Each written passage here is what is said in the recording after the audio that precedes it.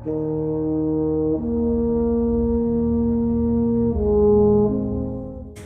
वालेकुम everyone, this is Chaudhry Hamad. और बहुत ही अफसोसनाक वाक़या मच में पेश आया, जिसके नतीजे में पूरे पाकिस्तान की रोड्स ब्लॉक हैं। और बेहिसी का आलम यह है कि वज़ीर आज़म पाकिस्तान इमरान ख़ान अभी तक वहाँ पे उनके दुखों का अज़ाला करने नहीं पहुँचे। उनका मुतालबा ये है कि इमरान ख़ान वज़ीर आज़म पाकिस्तान की हैसियत से हमारे पास आएँ, हमारे मुतालबात को सुने और फिर हम इस धरने को ख़त्म करेंगे। लेकिन अभी तक और इसका जो रिएक्शन आ रहा है वो इंतहाई ख़तरनाक रिएक्शन है। वो रिएक्शन ये है कि वो जो बेचारी बुज़ुर्ग ख़वातीन, बुज़ुर्ग हज़रात, बच्चे, बूढ़े जो एम्बुलेंसेस में रास्ते में फंसे हुए हैं, उनकी जानें जा रही हैं, उसका भी कोई किसी को परवाह नहीं है। मैं तो हैरान हूँ कि हुसैनियत में तो कुर्बानी का दर्स दिया जाता है, तो ये किस तरह की हुसैनियत है कि और हमारा जो दीन है, दीन के अंदर रस्तों से रुकावटें हटाने का तो हुक्म मिलता है, कभी रस्तों में रुकावटें लगाने का हुक्म नहीं मिलता।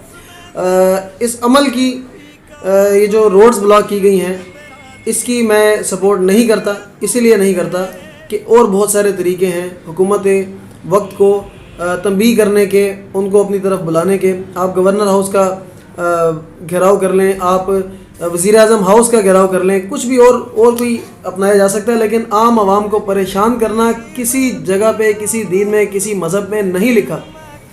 अब आते हैं कि वज़ीर आज़म साहब बादशाह सलामत बन के बैठे हैं और वो मश्क के बेचारे जो 11 जनाजे रोड पे रख के मनफी 60 डिग्री सेंटीग्रेड में बैठे हुए हैं, उधर नहीं जा रहे। तो ये इनको चाहिए था कि फ़ौरन, जैसे ही इनके सामने बात आई थी, इनको फ़ौरन जाना चाहिए था, ताकि पाकिस्तान की बाकी अवाम जो है वो उनके दुख में सब शरीक हैं। लेकिन उस दुख के बाद जो सैकड़ों की तादाद में इधर लोग परेशान हैं, मर रहे हैं, बेहोशी की हालत में आ गए हैं, एम्बुलेंसेस में मौजूद हैं, रास्ते ब्लॉक हैं, उनका वो फिगर अगर निकलेगी कल परसों तो पता नहीं वो उस तादाद से कितनी ज़्यादा होगी। लिहाजा अजीब, वो तो मेरे ज़हन में वो आ रहा है कि गरीब शहर तरसता है वज़ीर आज़म से मुलाकात को, और वज़ीर आज़म के तो कुत्ते भी राज करते हैं। कुत्तों के लिए इनके पास टाइम है, लेकिन अवाम के लिए, जिनसे वोट लेके, जिनको रियासत मदीना के दावे लगा के ये सामने आए हैं, उनके लिए वज़ीर आज़म साहब के पास कोई टाइम नहीं है। तो मेरी रिक्वेस्ट है वज़ीर आज़म इमरान ख़ान से कि आप जाएँ। अगर आपके जाने से वो धरना ख़त्म होता है, उनके दुखों का अज़ाला होता है बेचारों का, तो आपको जाना चाहिए। और आपका देर करना, अच्छा ये भी आ रही है कि जी अगर वज़ीर आज़म यहाँ चले जाएंगे तो फिर हर कोई बोलेगा, जब भी कोई किसी का मामला होगा तो अमीर शहर को जाना पड़ता है। जो ज़िम्मेदार है, जो इलेक्ट हो के आया है, उसको जाना पड़ता है। आप ज़िम्मेदार हैं, आप इन सब के हाकिम हैं। आपका फ़र्ज़ है कि अगर आपको कोई बुला रहा है, या अगर आपके जाने से किसी की दुखों का अज़ाला होता है, तो आप उस पर जाएँ। अजीब सूरत-ए-हाल, अजीब सिचुएशन क्रिएट हो चुकी है।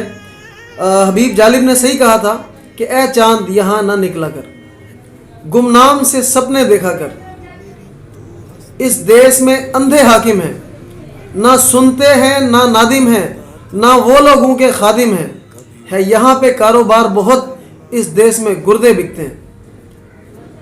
अजीब किस्म की सूरत-ए-हाल पाकिस्तान के अंदर बनती जा रही है। हर कोई अफरा तफरी में अपनी फ़िक्र कर रहा है, किसी अवाम की फ़िक्र नहीं कर रहा। अब वो जिन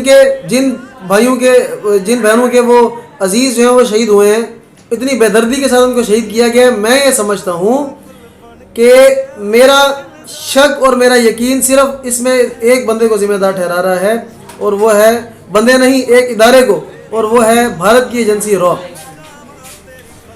बिल्कुल नाजरीन, मैं आपको बताता चलूँ कि ये पाकिस्तान के ख़िलाफ़ एजेंडे का एक हिस्सा है, और इसमें भारतीय एजेंसी रॉ पूरी तरह इन्वॉल्व है, और उनके अलावा ऐसी जालमाना, ऐसी दरिंदगाना हरकत कोई और नहीं कर सकता।